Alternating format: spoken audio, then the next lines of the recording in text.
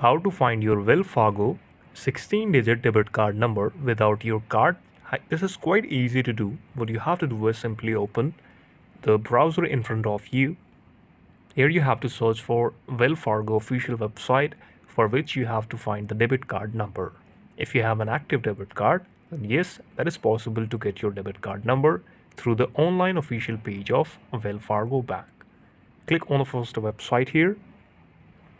Here there is a lot of service on the home page. Then you have to click on your account option. Let me just find it out. Click on the username option here. Enter the username for your profile, enter the password, sign into your account using save your username. After you sign into your account, you simply have to go on the card section of your account, in which you will see your active credit card or your active debit card also. Just after doing this, on the home page, you will see the card section. Click on that, choose the debit card you want to see the number, and yes, number will be in front of you. You can copy it and use it when you want to. This is the video. Thank you so much for watching it. Please subscribe to the channel.